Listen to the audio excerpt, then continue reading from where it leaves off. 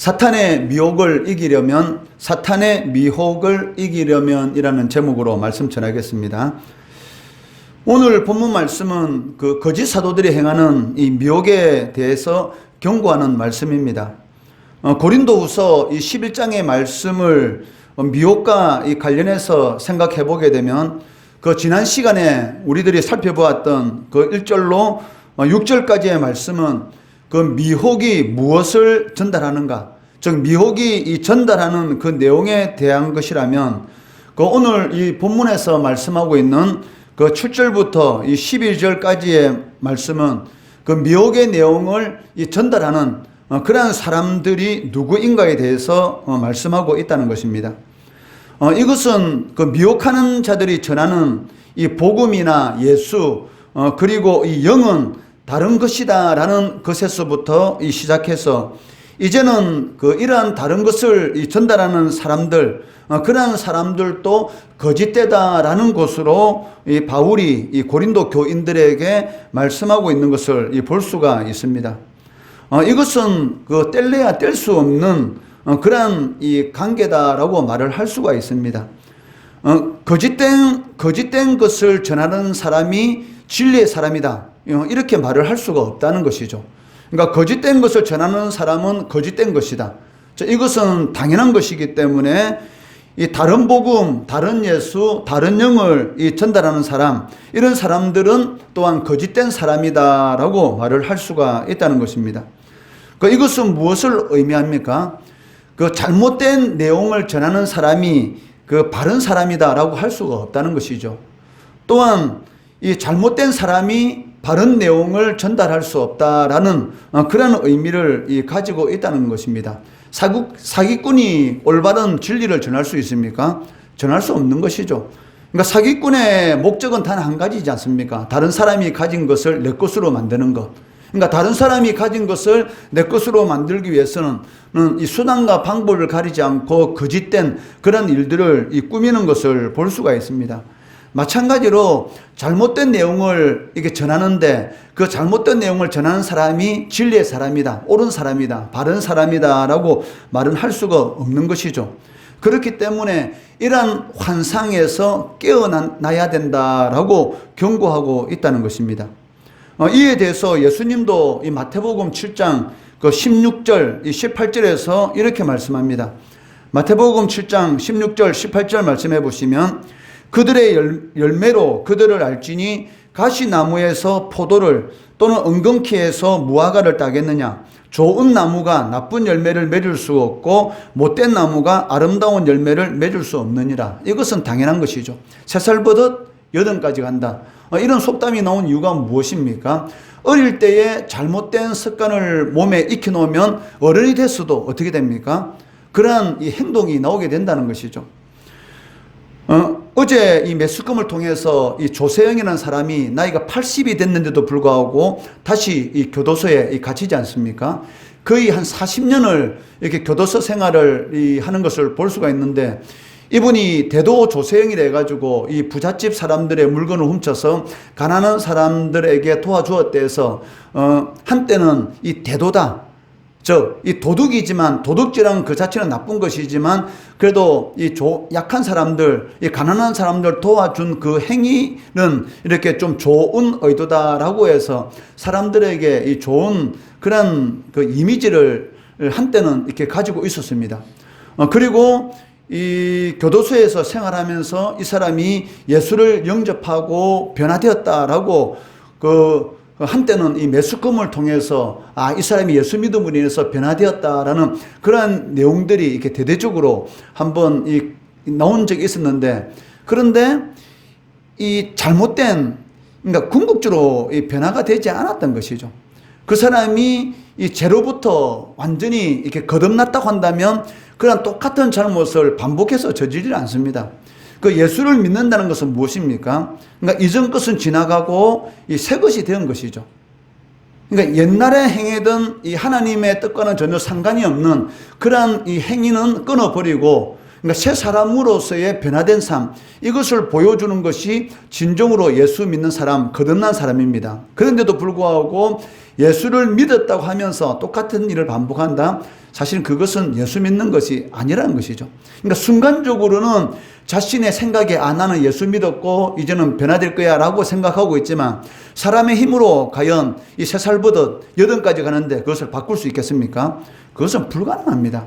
아무리 여러분들이 여러분의 의지로서 이 제가 원하는 그런 일을 하지 않겠다. 육신의 정욕과 안목의 정욕과 이 이세상의 자랑이라는 이 제가 우리를 끌고 가는 그런 일을 행하지 않겠다라고 아무리 결심을 하더라도 이길 수가 없습니다. 왜냐하면 거듭나기 전까지는 이 죄의 이 노예 상태, 항상 이 죄의 종의 상태로 있기 때문에 이 종은 주인이 시키는 일을 하지 않습니까? 그러니까 죄라는 이 주인이 시키기 때문에 그 일에서 벗어날 수가 없다는 것이죠. 그러니까 이런 것을 보더라도 이게 나쁜 그 좋지 않은 이 좋지 않은 나무에서 아름다운 열매가 맺힌다. 이것은 불가능하다라는 것을 알 수가 있다는 것이죠. 이런 자들에 대해서 바울은 무엇이라고 말합니까? 그 13절 말씀해 보시면 그런 사람들은 거짓 사도요 속이는 일꾼이니 자기를 그리스도의 사도로 가장하는 자들이다라고 말씀하고 있습니다. 그런 사람들, 즉 어떤 사람들입니까?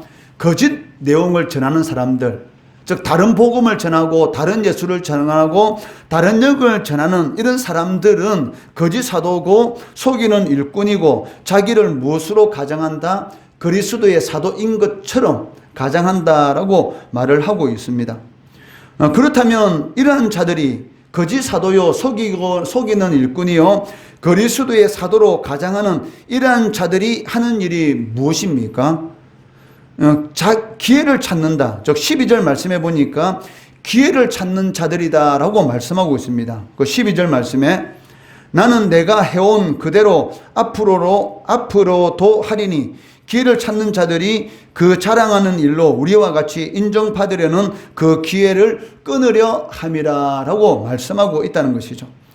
그러니까 이런 거짓 사도들이 하는 일이 무엇이냐면 이 기회를 찾는다라고 말을 하고 있습니다. 그러니까 이 말씀을 통해서 우리가 짐작할 수 있는 것이 무엇입니까? 그러니까 거짓 사도들이 어떤 이 기회를 엿보고 있었다라는 것을 알 수가 있다는 것이죠. 아마 이들은 그 고린도 교회 성도들로부터 인정을 받기 위한 어떤 그런 행위를 했던 것으로 짐작할 수가 있습니다. 이렇게 짐작할 수가 있는 것은 이 12절 이 말씀해 보시면 우리와 같이 인정받으려는 그 기회 이렇게 말을 하고 있다는 것이죠. 그러니까 바울과 그 일행들이 고린도 교인들에게 행한 일들이 있습니다. 즉 고린도 교회를 개척하면서 예수 믿지 않는 사람들에게 이 복음을 전하고 그리고 교회를 세우고 그리고 그 교회가 든든히 세워가도록 하기 위해서 이 바울과 그 일행들이 고린도 교회 교인들에게 한 일이 있는데 그러니까 그 일을 아마 그 일과 거의 비슷한 그런 일을 행했다라는 것을 짐작할 수가 있다는 것이죠. 그러니까 이 거짓 사도들도 바울과 똑같은 그런 비슷한 이런 방식을 통해서 고린도 교인들에게 인정을 받으려고 했다라는 것을 짐작하게 된다는 것입니다. 그 7절 말씀해 보시면 내가 너희를 높이려고 나를 낮추어 하나님의 복음을 값없이 너희에게 전함으로 죄를 지었느냐라고 말씀하고 있습니다. 그러니까 바울이 이 고린도 교회를 든든히 세우기 위해서 한 일이 무엇입니까? 자신을 낮추고 고린도 교인들을 높이고 그리고 이 고린도 교회에 복음을 전할 때에 고린도 교회가 이렇게 연약한 상태에 있기 때문에 자신이 일하면서 이 복음을 전했다. 즉 고린도 교회로부터 이 사례를 받은 것이 아니라 그러니까 연약한 교회이기 때문에 그 교회를 세워가기 위해서 값없이 너희에게 이 복음을 전했다라고 이렇게 말을 하고 있다는 것이죠. 그런데 문제는 무엇이냐면 이 거짓 사도들도 이 바울과 이런 비슷한 그런 이 방식으로 고린도 교인들을 이렇게 미혹했다는 것을 알 수가 있습니다.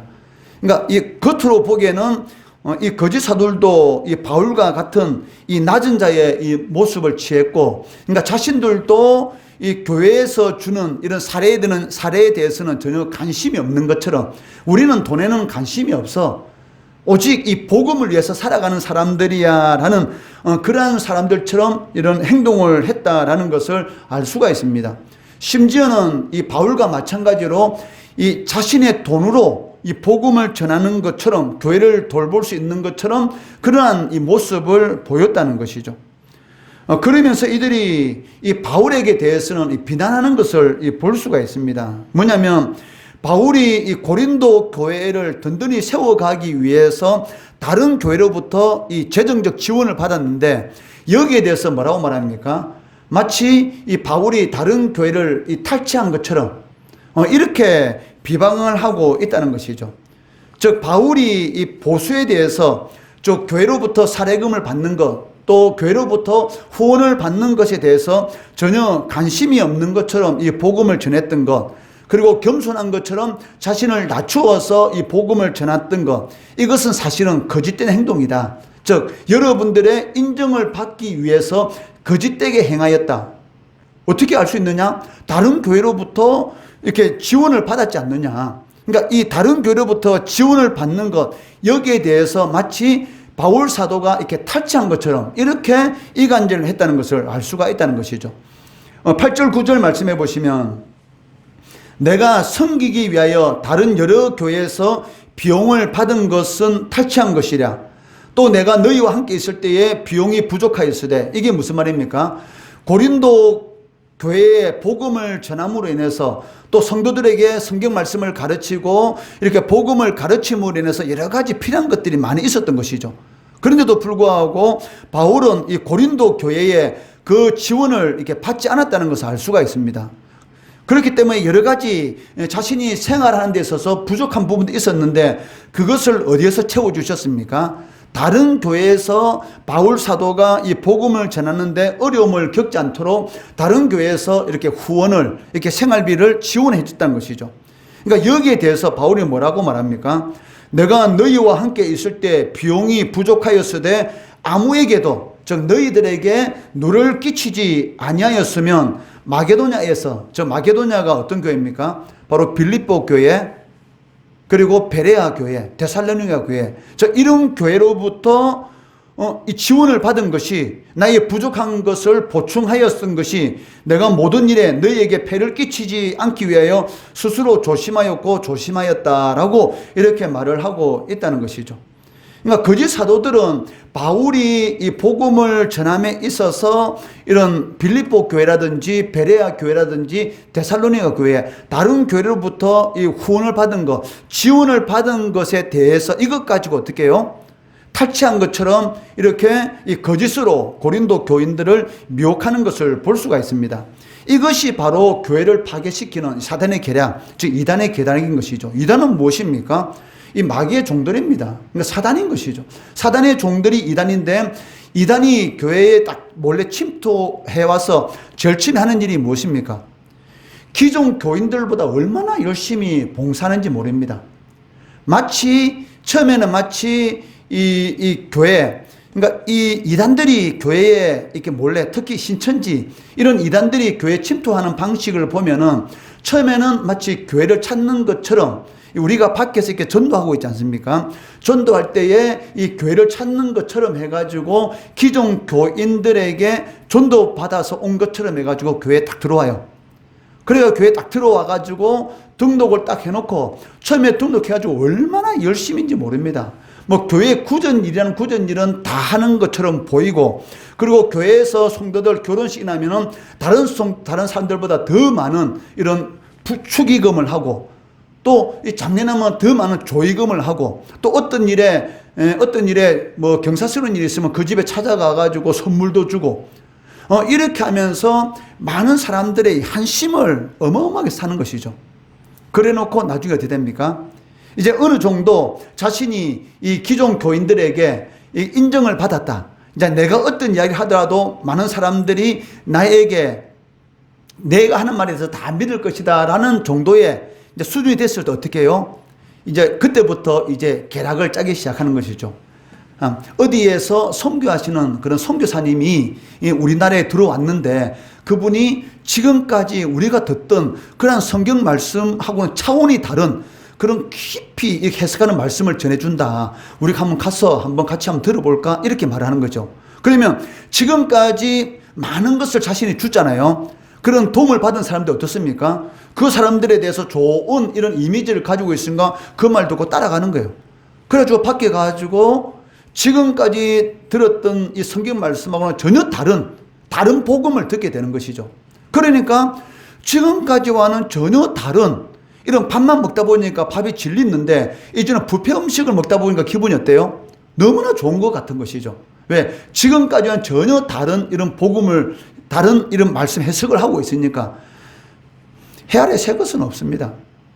지금까지 이런 교회에서 오랜 시간 동안 이단과 싸우면서 이렇게 조직된 이런 그런 교리란 것이 있고, 그리고 지금까지 이 하나님의 교회가 세워짐으로써 오랫동안 핍박과 박해를 받고 이단과의 싸움 가운데서 형성된 기본적인 그러한 이런 교리라든지 이런 말씀이 있다는 것이죠. 그런데 이런 데서 벗어난 마치 지금까지 듣도 못한 새로운 것인 것처럼 이렇게 속이는 것입니다.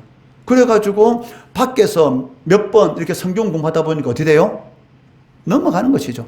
사기꾼들은 얼마나 이런 혀의 힘, 미혹의 능력이 대단한지 모릅니다. 그러니까 사람들이 거기 딱 넘어갔다 싶으면 그다음부터 하는 일이 무엇입니까? 일단은 교회를 깨트리는 것이죠. 교회 안에 이간질을 시켜서 분란하게 만들어서 결국은 그 교회의 목사님을 쫓아내고, 그리고 그 자리에다가 이런 이단에서 파송한 사람을 세워가지고 그 교회를 통째로 잡아먹는 것이죠. 이것이 이단들이 이렇게 하는 일입니다. 그러니까 신천지들이 교회에 들어와서 쓰는 방식이 이런 방식이었죠. 그래가지고 교회에 들어와가지고 처음에는 열심히 봉사를 하는 것처럼 헌금도 많이 하고, 그리고 뭐 사람들이 무슨 일일 때마다 도와주고 이렇게 해가지고 어느 인정받게 되면 그다음부터 뒤에서 누구 욕을 하기 시작해요? 바로 목회자 욕을 하기 시작합니다. 이제 뒤에서. 그러니까 지금 똑같은 것이죠. 이 고린도 교회 안에 그 일이 지금 일어난 겁니다. 그러니까 처음에 거짓 사도들이 고린도 교회에 딱 들어와가지고 사람들이 인정받기 위해서 얼마나 열심히 했겠습니까? 이제 어느 정도 인정받으려니까 이제는 이 고린도 교회를 세운 바울 사도에 대해서 공격하는 것이죠. 왜? 바울 사도하고 고린도 교회하고 어떻게 이 연결고리를 잘라야 되잖아요. 왜? 교회 안에 바울 사도에 대해서 불평, 불만을 가진 사람이 있겠습니까? 없겠습니까? 당연히 있죠. 없을 수가 없습니다. 교회 안에 담임 목사님에 대해서 불평, 불만을 가진 사람이 당연히 있습니다. 첫 번째 포섭의 대상자가 누굽니까? 불평, 불만을 가진 자들이죠. 그런 사람들은 얼마나 포섭하기 싫습니까? 딱 그런 사람들을 모아가지고, 목사님 좀 뭔가 문제가 있는 것 같은데, 이 돈만 밝히는 것 같고, 그리고 아무래도 목사님이 우리 교인 중에 어떤 여자 성도가 있는데 그분하고 어떤 관계 있는 것 같다. 이렇게 없는 말을 어떻게 지어내가지고 마치 있는 것처럼 그것을 오늘날의 말로 표현한다면 무슨 뉴스요? 가짜 뉴스. 그러니까 가짜 뉴스로 인해서 얼마나 피해를 많이 받습니까? 그러니까 요즘 이런 매스컴이라든지 아니면은 이런 신문지상, 특히 이런 유튜브라든지 이런 방송을 통해서 가짜 뉴스, 말도 안 되는 그런 가짜 뉴스를 전파함으로 인해서 나라를 어지럽게 만들고, 그리고 한 사람의 인생을 완전히 이렇게 망치는 그런 일도 얼마나 많은지 모릅니다. 심지어는 그 가짜 뉴스 때문에 너무나 고통을 받아가지고 스스로 목숨을 끊는 그런 사람들도 있지 않습니까? 그러니까 쉽게 말하면 이 거짓 사도들이 바로 이 가짜 뉴스를 교회에 이렇게 퍼지게 만든 것이죠.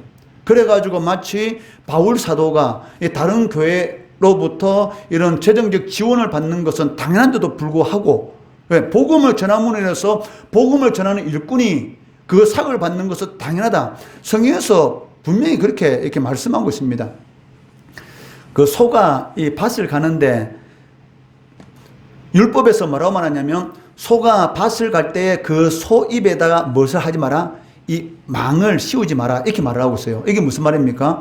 소가 이 밭을 갈면서 너무나 몸이 피곤하면 이 일을 하다 보면 소가 배가 고프잖아요. 그럼 어떻게 합니까? 그 갈면서 그 옆에 있는 이런 풀이라든지 이거 뜯어 먹을 수 있잖아. 그런데 지금 소가 일을 하고 있는 소한테 이 입에다 망을 씌워보면 어떻게 되는 거예요? 그 소가 일을 하면서 배가 고픈데 먹였는데 못 먹잖아. 그러면서 이렇게 비유를 드는 거예요. 그러니까 일하는 소에게 망을 씌우지 마라. 이 말이 소를 위한 것이냐? 그것이 아니라는 것이죠. 그러니까 복음을 전하는 자리, 복음으로 살도록 하나님께서 말씀하셨다. 그래서 교회가 복음을 전하는 자들에게 당연히 그 삭을 주는 것은 생활할 수 있도록 교회에서 생활비를 책임지고 그리고 사례를 주는 것은 당연한 것이다 라고 이렇게 말을 하고 있습니다. 우리 교회는 개척교회고 사람이 없기 때문에 우리 교회에서 여러분들이 우리 교회에서 목사님한테 한 달 생활비를 줄 수 있습니까? 그건 불가능하잖아요. 그것은 불가능하죠. 그렇기 때문에 이런 생활하는데 필요한 모든 것들은 목사님이 알아서 다 이게 만들어가지고 교회를 이렇게 이끌어가고 교회를 세워나가지만 기존 이렇게 성도들이 많은 교회 같은 경우는 교회에서 목사님에게 생활비라든지 이런 것을 다 공급해 주는 것이죠. 왜냐하면 복음을 전하는 사람들은 복음에 집중해서 그 복음으로서 살아갈 수 있도록 이렇게 말을 하는 것을 볼 수가 있습니다. 그렇기 때문에 바울은 사실은 고린도 교회로부터 이 생활비를 받는 것은 당연한 것입니다. 그런데 뭐예요? 바울의 생각은 무엇이냐면 자신이 복음을 전하는 데 있어서 조금이라도 지장이 된다면 그런 일을 하지 않는다는 것이죠. 그렇기 때문에 바울이 이 고린도 교회를 든든히 세워나가는 데 있어서 처음에는 어떻게 했습니까? 고린도 교회로부터 지원을 전혀 받지 않았죠. 다른 교회로부터 부족한 부분을 후원을 받고 고린도 교회를 든든히 세워나갔는데 이것이 내가 너희들 것을 탈취한 것이냐 이렇게 바울이 다시 한번 반문하고 있습니다. 왜? 거짓 사도들이 마치 바울이 탈취한 것처럼 말하기 때문에 그렇다면 내가 너희들에게 한번 물어볼게. 이 너희들 교회를 내가 든든히 세우기 위해서 다른 교회로부터 후원을 받은 것이 그 탈취한 것이냐? 아니라는 것이죠. 혹시나 너희들이 상처받을까봐 너희들 신앙을 세워가는 데 있어서 조금이라도 지장될까봐 내가 스스로 얼마나 조심했는지 모른다라고 이렇게 말을 하고 있다는 것입니다. 그런데 거짓 사도들이 이런 이단들이 자꾸 교회에 들어와서 이간질하고 분란시키는 그 목적이 무엇일까요? 그것은 궁극적으로 예수의 이름을 이용해서 자신의 배를 불리는 것이죠. 그러니까 예수를 팔아서 자신들의 이름을 높이기 위한 그러한 목적을 가지고 있다는 것입니다. 전도라는 것은 믿지 않는 사람들에게 전하는 것입니다. 그런데 이단들은 믿는 사람들에게 전하는 것이죠. 그 이유가 무엇입니까? 미혹하기 위해서 그렇습니다. 그러니까 믿지 않는 사람들에게 복음을 전해가지고 그 영혼을 구원시켜야 되는데 믿는 사람들, 그 믿는 사람들에게 그러니까 믿는 사람들을 속이기 위해서 그런 자들에게 다른 복음을 전하고 있다는 것이죠. 그러니까 그것만 보더라도 일단 잘못된 것이죠. 전도란 무엇입니까? 마귀의 종을 하나님의 자녀로 만드는 것입니다. 그런데 하나님의 자녀인데 오히려 어떻게 만들어요? 마귀의 종으로 만드는 것이 바로 이단이고 거짓 사도들이 하는 행동이다라는 것을 알 수가 있는데 그렇기 때문에 바울은 이들에 대해서 뭐라고 말합니까? 그리스도의 사도로 가장하는 자들. 그러니까 이단, 다를리, 끝단. 처음에는 똑같은 것 같은데 끝에 가면 달라지는 것이죠. 그러니까 처음에는 예수를 전하는 것 같은데 끝에 가보면 어떻게 다른 것을 전하고 있다. 왜? 처음에는 예수를 전해야지만이 이 미혹 당하잖아요. 처음에는 좋은 사람 같이 여러분에게 접근해야지만이 여러분이 그 사람에 대해서 호감을 느끼는 것이죠. 사기꾼들이 똑같지 않습니까? 사기꾼들이 나는 사기꾼이야 라고 접근한 사람이 있습니까? 아닙니다. 얼마나 좋은 사람처럼 접근하는지 모릅니다. 마치 나에게 어마어마한 이익을 줄 수 있는 것처럼 접근해가지고 나중에 어떻게 해요? 그 사람을 망하게 만드는 것이죠. 최근에 매스컴에서 나타난 사건을 보면 이 전세 사기꾼들, 이 빌라, 그래가지고 얼마나 많은 사람들이 그 집에서 쫓겨나고 그런 경우가 지금도 재판 중이잖아요. 그러니까 전세 사기, 자기 집도 아닌데 마치 자기 집인 것처럼 완전히 그렇게 해가지고 그 전세금을 받아가지고 사기치가지고 그 사람은 어떻게 갈 데도 없게 만드는 거. 그러니까 결국은 사기꾼들 하는 것은 무엇이냐면 상대방을 망하게 만드는 것, 죽이는 것이죠. 거짓 사도도 하는 일이 똑같은 일입니다. 하나님의 사람인데 마귀의 종으로 만드는 것. 이것이 바로 거짓 사도들, 이단들, 이런 자들이 하는 것이다라고 할 수가 있습니다. 그렇기 때문에 바울 사도는 이들에 대해서 가장하는 자들이다. 가장, 쉽게 말하면 가면을 쓴 자들이다라고 이렇게 말을 하고 있습니다. 그렇다면 이들의 배후에는 누가 있을까요? 당연히 사탄이 있는 것이죠. 이 사단의 계략은 어마어마합니다. 여러분들, 나는 절대로 이단에 넘어가지 않을 거야. 나는 절대로 사단의 계략에 넘어가지 않을 거야. 그런 큰 소리 치면 다 넘어갑니다. 나는 언제든지 넘어갈 수 있어 라고 생각하고 어떤 사람이 접근해 왔을 때에 아니다 싶으면 잘라야 되는 것이죠. 한번 들어볼까? 새로운 거란데 한번 넘어가는 것이죠. 이들은 사탄의 일꾼이기 때문에 사탄의 이 교묘함을 그대로 모방하고 있다는 것입니다. 사탄이 자신을 뭐로 가장했습니까? 광명의 천사, 빛의 천사, 마치 하나님의 천사인 것처럼 가장하는 것처럼 이 동일한 술법을 이 거짓 사도들, 이런 가짜들은 사용하고 있다는 것입니다. 그 14절 말씀해 보시면 이것은 이상한 일이 아니니라 사탄도 자기를 누구로?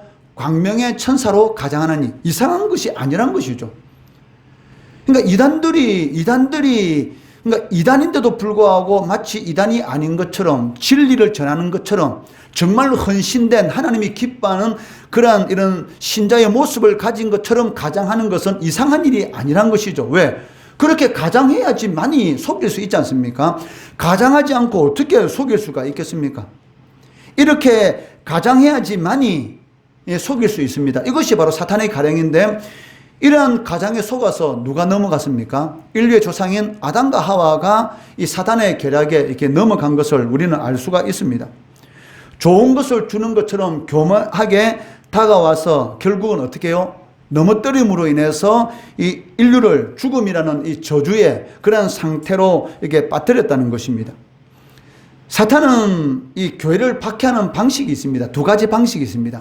자, 하나는 무엇이냐면 그 어둠이라는 이런 무서운 이 방식, 즉 이 박해, 교회를 박해함으로 인해서 성도들을 배교하게 만드는 것이죠.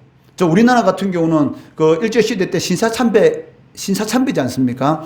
얼마나 많은 이런 사람들이 그 신사 앞에서 예수를 믿는다고 했지만 신사 앞에 가서 절을 안 하니까 어떻게 해요? 잡아서 고문하고, 그렇게 하니까 두려워서 어떻게 많은 사람들이 그 신사 앞에 가서 절을 한 것이죠. 즉 배교한 것이죠. 우상을 섬겼습니다.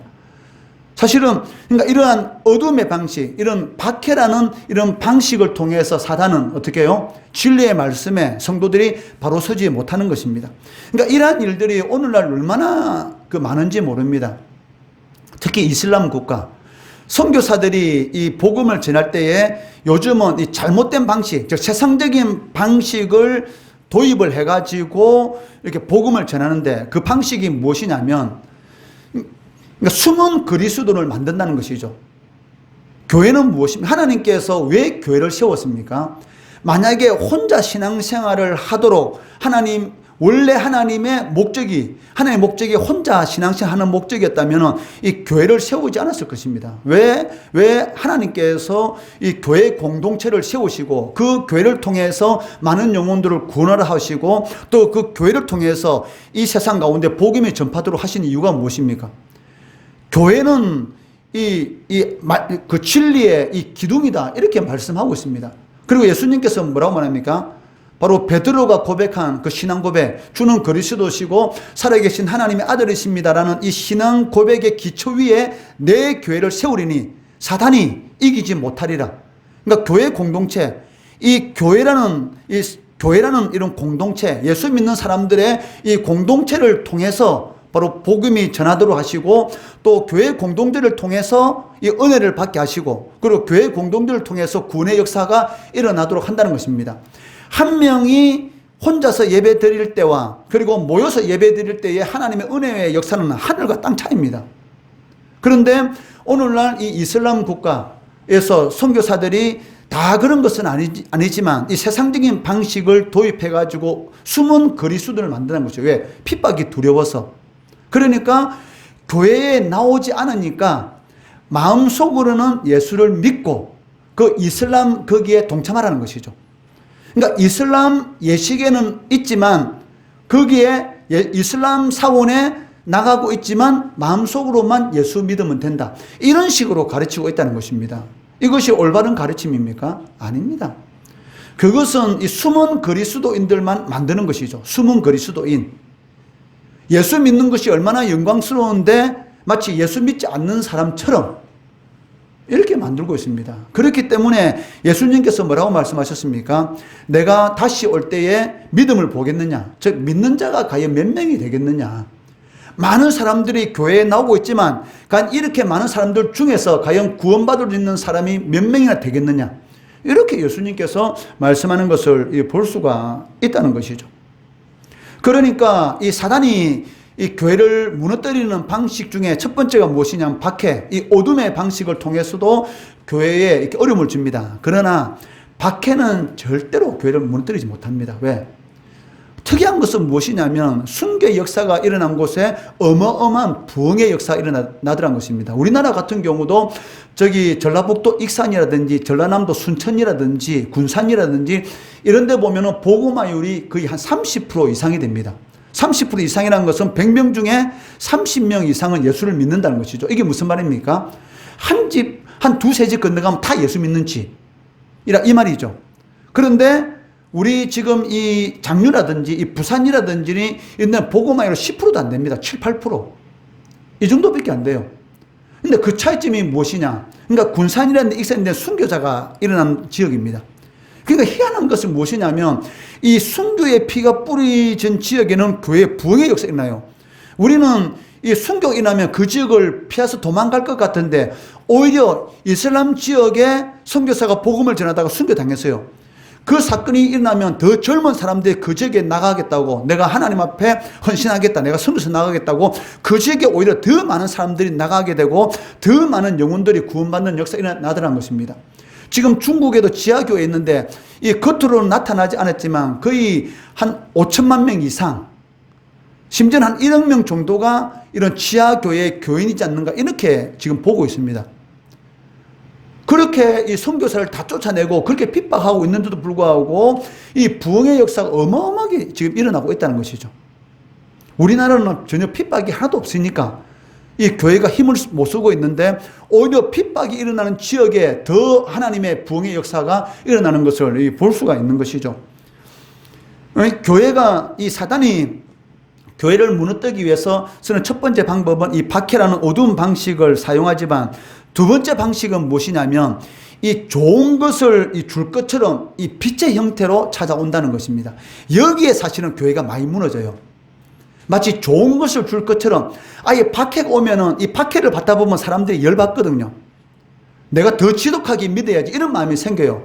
그런데 좋은 것으로 오다 보니까 어떻게 해요? 왜? 일단 육신적으로 너무나 좋은 것으로 찾아오다 보니까 거기에 넘어가는 확률이 너무나 많은 것을 볼 수가 있습니다. 사단은 이 적 그리스도의 형태로 찾아올 때도 있지만 친 그리스도, 이 적 그리스도 찾아오면 우리가 알 수가 있는데 이 친 그리스도의 모습으로 찾아오니까 헷갈리는 것이죠.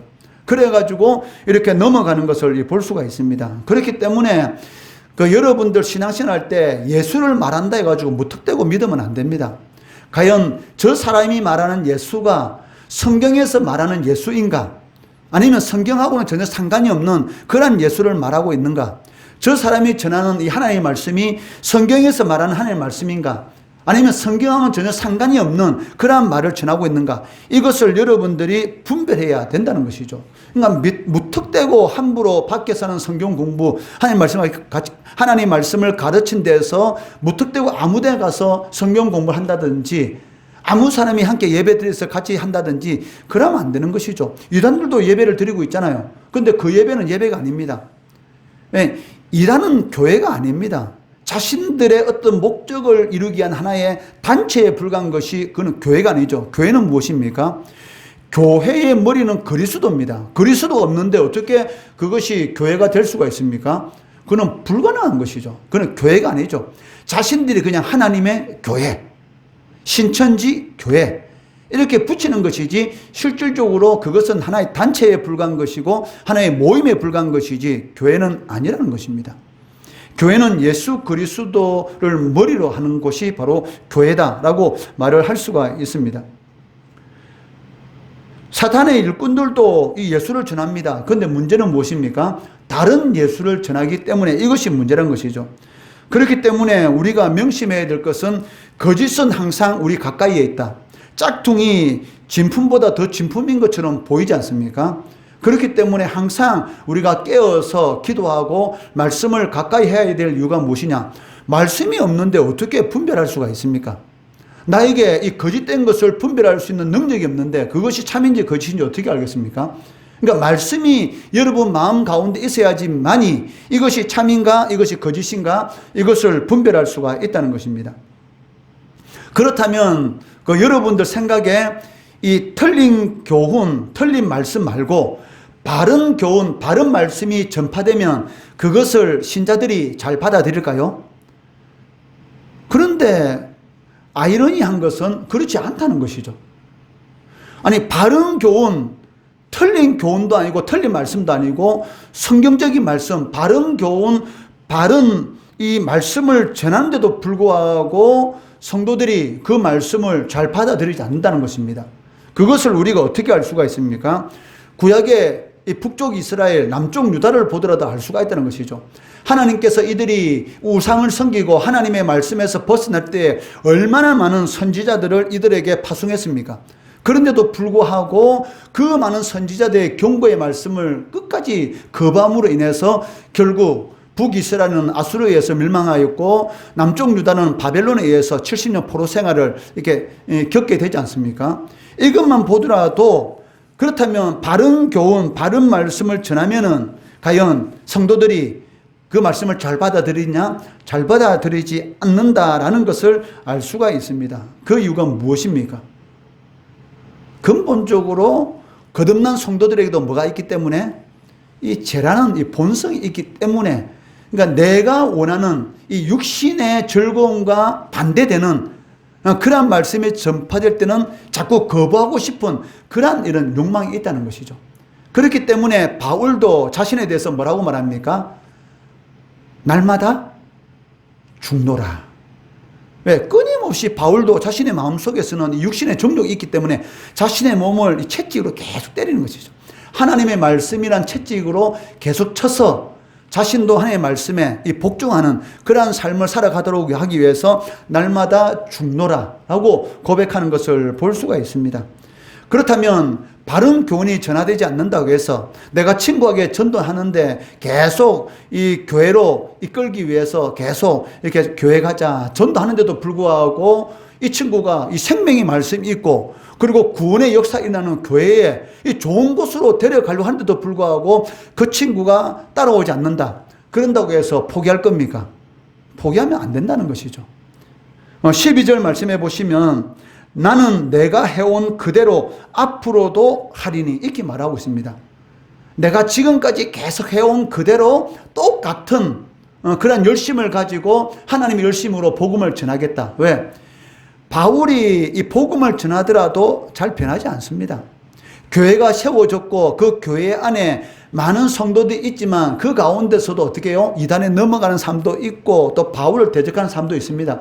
얼마나 낙심됩니까? 그 잘못된 길에서 돌이키도록 바른 교훈, 바른 말씀을 끊임없이 전했는데도 불구하고 돌이키지 않는 그런 성도들도 있었다는 것이죠.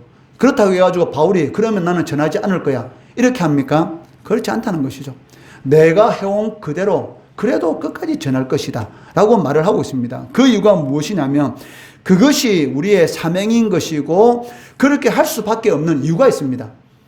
바울도 그런 일을 당할 때는 그냥 포기하고 싶은 그런 마음도 있었을 것입니다. 내가 왜 이런 대우를 받아야 되는 이유가 무엇이지? 나도 세상적으로 하면 정말 잘 나가는 사람인데 내가 이런 취급을 받으면서 내가 왜 이런 일을 할까? 우리가 여러분 그 전도지를 전하고 이 전도하려고 하다 보면 괜히 무시당하는 경우도 있잖아요. 전도지 줬는데 바로 눈앞에서 그것을 버리쁘고 얼마나 자존심 상합니까? 그냥 안 보이는 데서 그 전도지를 버리면 그래도 이해를 하지. 근데 그 전도지 받고 나서 눈앞에 보이는데 그래서 바로 버리는 거예요. 얼마나 자존심 상합니까? 내가 세상적으로 보면은 저 인간에 비해서 내가 떨어지는 것도 없고 내가 못난 것도 없는데 내가 왜 이런 취급받아야 돼? 내가 왜 고기를 숙이면서 이렇게 복음을 전해야 돼? 이런 생각도 들 수도 있다는 것이죠. 그런데도 불구하고 우리가 복음을 전해야 될 그 이유가 무엇이냐면 우리의 마음속에 뭐가 있기 때문에 그리스도의 진리, 즉 생명이 있기 때문이다 라고 바울이 말을 하고 있습니다.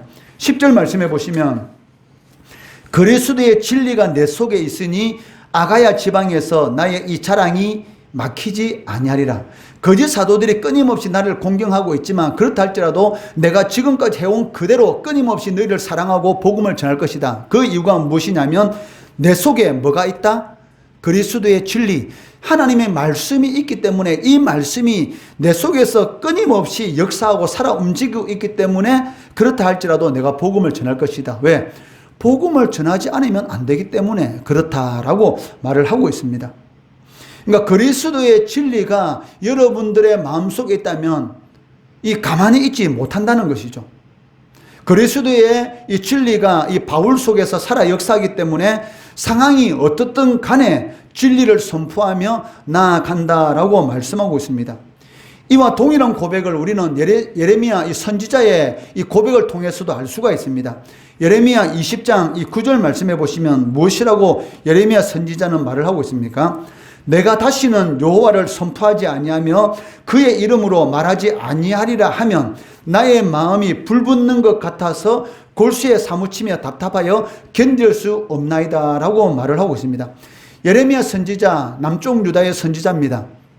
남쪽 유다가 멸망하기 전에 예레미야 선지자가 끊임없이 잘못된 길에서 돌이키라고 이렇게 복음을 선포했는데 많은 사람들이 끊임없이 핍박을 하는 것이죠.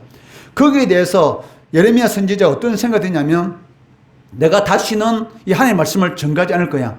하나님의 말씀을 선포하지 않을 거야. 왜? 내가 하나님의 말씀을 선포할 때마다 사람들이 나에 대해서 조롱하고 핍박을 하니까 이제는 더 이상 하나님의 말씀을 선포하지 않을 것이다 라고 이렇게 결단을 하는데 결단을 하면 결단을 할수록 이 예레미야 선지자의 마음속이 어떻습니까? 이 불타는 것 같아요. 불타는 것. 말을 하지 않으면 안 될 정도로 마음속에서 불타는 것 같은 그러한 이런 답답함이 그 마음속에 있기 때문에 견딜 수가 없어서 계속적으로 복음을 전한다라고 이렇게 선포하는 것을 볼 수가 있는 것입니다. 그러니까 예레미야 선지자가 어떤 말씀을 선포했습니까? 예레미야 20장 이 8절 말씀해 보시면 내가 말할 때마다 외치며 파멸과 멸망을 선포하니 무엇을 선포했다고? 예루살렘 성이 바벨론에 의해서 파괴될 것이다 라는 것을 선포했다는 것이죠. 여호와의 말씀으로 말미암아 내가 종일토록 치욕과 모욕거리가 됨이니라. 즉 예레미야 선지자가 선포한 것이 무엇이냐면 선지자가 선포한 내용은 하나님으로부터 온 것이지 않습니까? 하나님께서 예레미야 선지자에게 무엇을 선포하라고 말씀하셨냐면 이 예루살렘 성전을 비롯해서 이 예루살렘이 이 바벨론에 의해서 멸망하게 될 것이다. 그렇기 때문에 항복해라. 그리고 70년 동안 너희들이 포로 생활을 하게 될 건데 그 바벨론 땅에 포로로 잡혀가서 살 때에 결혼도 하고 좋은 집도 짓고 그리고 직업도 가지고 거기서 생활해라. 왜? 70년이라는 오랜 기간 동안 포로 생활할 것이기 때문에 그리고 70년이라는 기간이 차게 되면 다시 이 땅으로 돌아올 것이다 라는 그러한 내용을 예레미야 선지자가 선포했던 것이죠. 즉 항복하라는 것입니다. 그렇다면 이 유다 백성들의 이런 입장에서 이 바벨론이 이 적국이지 않습니까? 바벨론이 지금 예루살렘 성을 침략하고 있는데 여기에 대해서 항복해라 라는 이 말은 이스라엘 백성들 입장에서는 이 예레미야가 어떤 사람입니까? 매국노로 들리는 것이 매국노. 나라를 팔아먹는 사람. 어떻게 우리는 하나님의 백성이고 저들은 이방인인데 싸우다가 죽자 이렇게 말을 해야 되지 어떻게 저들에게 항복해라고 말을 할 수 있느냐. 그리고 그 땅에 포로로 잡혀가거든 그 땅에서 농사도 짓고 결혼도 하고 좋은 집도 건축해서 70년 기간 동안 행복하게 살아라. 어떻게 이런 말을 할 수 있느냐. 여러분 한번 곰곰이 생각해 보세요. 예레미야 선지가 선포할 때에 어떤 소리가 여러분들에게는 하나님의 말씀까지 들립니까? 자, 지금 바벨론이 지금 예루살렘 성을 지금 침략했습니다. 지금 전쟁을 앞두고 있습니다. 그러면은 이 선지자가 선포할 때에 자, 앞에 이 바벨론 제국이 우리 예루살렘을 멸망시켰는데 우리가 목숨 걸고 싸워서 죽을 때 죽더라도 싸워서 이깁시다. 이렇게 선포하는 거하고 우리가 항복합시다 하고 어떤 것이 하나님의 말씀과 들려요? 죽을 때까지 죽더라도 싸우자. 이 말씀이 더 멋있게 들리잖아. 그런데 하나님께서는 예레미야 선지자에게 뭐라고 말했습니까? 예루살렘 성은 내가 제 바벨론 제국 이 느부갓네살에게 넘겼다. 이미 이 성은 내가 넘겼기 때문에 너희가 괜히 억울한 죽음 당할 필요도 없고, 그리고 예루살렘 성이 파괴되는 그러한 고통도 겪을 필요가 없으니까 항복하라, 이렇게 말한 것이죠. 왜? 이미 남유다가 하나님 앞에 우상 숭배하고 죄를 지었고 얼마나 많은 선제를 파송했는데 불구하고 끝까지 돌이키지 않았기 때문에 이제 하나님께서는 이 바벨론의 예루살렘 성을 넘긴 것입니다. 이 채찍을 통해서. 그리고 70년이라는 포로생활을 통해서 정신 차리고 다시 돌아오라고. 그렇게 하나님께 이미 결심했기 때문에 항복하라는 거예요. 괜히 애매한 죽음 당하지 말고 비참한 죽음 당하지 말고 항복해라라고 이렇게 말을 하니까 이 이스라엘 백성들은 이 예레미야 선지자를 이 매국노 이렇게 판단하고 끊임없이 치욕과 모욕을 주었다라는 것을 알 수가 있습니다. 그러니까 이스라엘 백성들이 예레미야 선지자의 이런 예언에 대해서 이렇게 치욕과 모욕을 준 이유는 무엇입니까? 하나님의 말씀을 분별을 못한 것이죠. 이미 하나님의 말씀하고는 전혀 상관이 없는 그러한 삶을 살아갔기 때문에 눈이 가려졌다. 즉 무엇이 하나님의 말씀이고 무엇이 거짓인가, 무엇이 참이고 거짓인가를 구별할 수 있는, 영을 분별할 수 있는 능력이 있다 없다? 없는 상태. 그러니까 하나님의 말씀대로 살지 않다 보면 여러분들 똑같습니다. 하나님 말씀대로 살아가는 사람들은 삶 가운데 일어나는 이 일들을 통해서 무엇이 하나님이 기쁘게 할 것인가라는 것을 잘 분별하죠. 그리고 그 길을 쫓아가니까 하나님의 복을 받는 그런 삶을 살아갑니다. 그런데 하나님의 말씀대로 살지 않다 보면 어느 순간인가 어떻게 돼요? 그러니까 말씀대로 살지 않는 것이 몸에 배기 있기 때문에 결국은 영적인 눈이 이렇게 가려지게 되는 것이죠. 즉 사기꾼에게 이미 넘어갔다는 것입니다. 사기꾼에 넘어가게 되면 사기꾼이 계속 사기치는데도 불구하고 알아요, 몰라요? 모릅니다. 여러분 지금 거기 그 넷플릭스에서 하는 그 뭡니까? 빠친코인가? 카지노. 그 카지노라는 그 넷플릭스 그 드라마가 있지 않습니까? 그 드라마에 보면은 그 차무식이라는 그 사람이 노는데 그 카지노에 나오는 그 고객 한 사람 중에 어마어마하게 돈 몇억, 심지어 10억 이상을 이렇게 돈을 잃어버린 사람이 있잖아요. 근데 그 차무식이 뭐랍니까? 이불로 형님 하면서 왜 자꾸, 이 사행성, 이 오락을 하느냐, 이 게임을 하느냐, 이제 그만해라. 그런데 말은 그렇게 하지만 목적은 뭐라? 자꾸 돈을 이렇게 긁어내는 것이죠.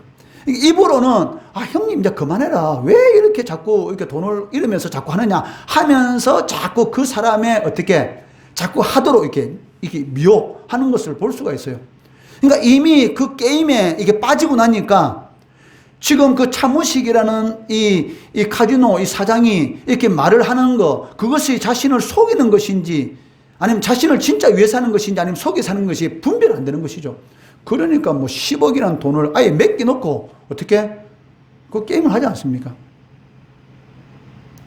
그러니까 한번 이렇게 넘어가면은, 그러니까 하나님 말씀에서 떠난 삶을 살다 보면 무엇이 옳고 무엇이 그런가를 전혀 분별을 못해요.